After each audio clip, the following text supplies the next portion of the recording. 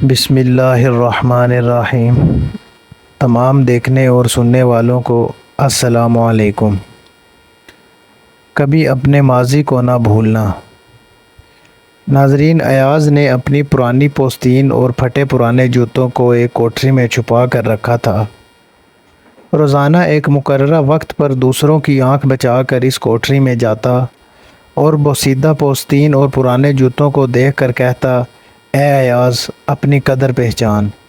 بادشاہ کی خدمت میں آنے سے پہلے تیری یہ اوقات تھی کہ پیوند پر پیوند لگی یہ سڑی ہوئی پوستین پہنا کرتا تھا اور یہ پھٹے پرانے جوتے گھسیٹتا پھرتا تھا۔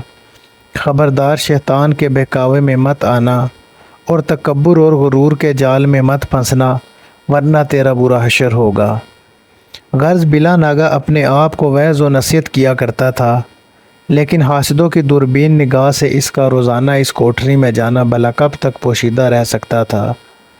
انہوں نے سوچا ضرور ایاز نے اس کوٹری میں مال و دولت چھپا رکھا ہے، جس کی دیکھ بھال کے لیے یہ مقررہ وقت پر کوٹری میں جاتا ہے اور زر و جواہر دیکھ دیکھ کر جی بہلاتا ہے۔ ایک دن ایاز کی غیبت میں حاسدوں اور دشمنوں نے بادشاہ کے کان میں کہا، حضور، غلام ایاز نے ایک کوٹڑی بنائی ہے، اس میں بے انتہا سونا چاندی جمع کیا ہے، شراب کا ایک گڑھا بھی بھرا ہوا وہاں موجود ہے۔ اس کوٹری میں کسی کو جانے نہیں دیتا، ہمیشہ دروازے پر تالا لگائے رکھتا ہے۔ سلطان محمود نے یہ بات سن کر کہا، ہمیں ایاز پر تعجب ہے کہ اس نے ایسا کام کیا، اس کی کوئی بات ہم سے چھپی نہیں، لیکن ہم حکم دیتے ہیں کہ آدھی رات کو اس کوٹڑی کا تالا توڑ کر زبردستی اندر گھس جاؤ، جتنا مال و دولت اس نے ذخیرہ کیا ہے سب لوٹ لو اور بعد میں واپس آ کر ہمیں بتاؤ کہ اس کوٹڑی میں سے کتنا مال و دولت برآمد ہوا ہے۔ یہ تو بہت بری بات ہے کہ ہمارے کرم کی انتہا کے باوجود وہ بدفطرت اتنا مال چھپا کر رکھتا ہے۔ بادشاہ نے ان بدنیانوں اور حاسدوں کا منہ بند کرنے کے لیے یہ اجازت دی تھی، ورنہ اسے ایاز کی دیانتداری اور پاک بازی پر پورا یقین تھا۔ بادشاہ کا حکم پاتے ہی تمام امیر بغلیں بجاتے ہوئے آدھی رات کو اس کوٹڑی پر دعویٰ بولنے گئے، جاتے ہی تالا توڑ ڈالا اور اندر گھس گئے۔ انہوں نے کوٹڑی کا گوشہ گوشہ چپا چپا چھان مارا، لیکن سوائے بوسیدہ آستین اور پھٹے جوتوں کے کچھ دکھائی نہ دیا۔ آپس میں کہنے لگے، ایاز بہت چلاک اور مکار ہے، یہ سڑی ہوئی پوستین اور بدبودار جوتے تو محض دکھاوے کے لیے ہیں، ضرور اس نے مال و دولت دفن کر رکھا ہے۔ یہ کہہ کر انہوں نے کوٹڑی کی ہر اینٹ توڑ ڈالی، لیکن ان کو کچھ بھی برآمد نہ ہوا۔ آخری مذمت اور پشیمانی کا پسینہ ان کی پیشانیوں سے بہہ بہہ کر چہرے پر آنے لگا۔ ان کی گمراہیوں اور بے باک بےہودگیوں کا ثبوت وہ گڑھے اور ٹوٹی ہوئی دیواریں تھیں جنہیں ان حاسدوں نے حسد کی آگ میں اندھے ہو کر گرایا تھا۔ اس بےہودہ کارروائی کے بعد انہیں یہ خوف دامن گیر ہوا کہ بادشاہ کو کیا جواب دیں گے۔ وہ تو غضبناک ہوگا کہ ناحق ایاز پر تہمت تراشی۔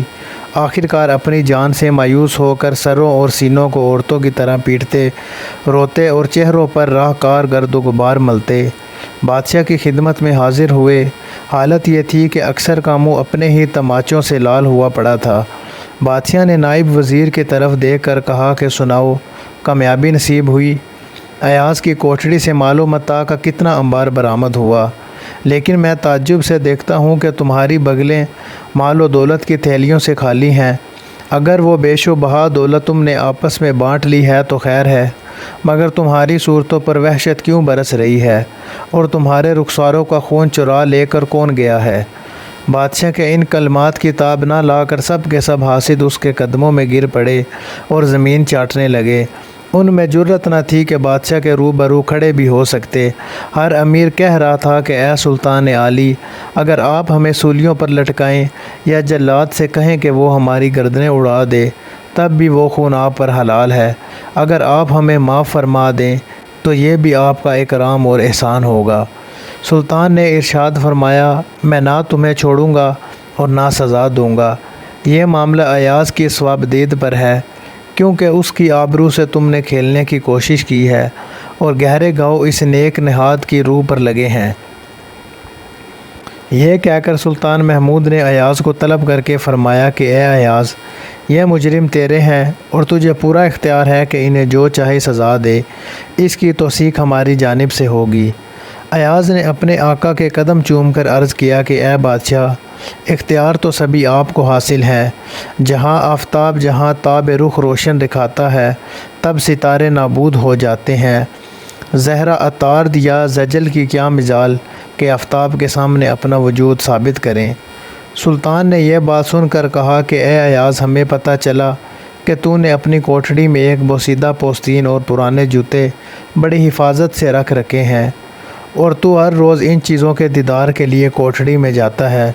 اس بھید سے ہمیں بھی آگاہ کر، تجھے اس پوستین اور ان جوتوں سے کیا عشق ہے؟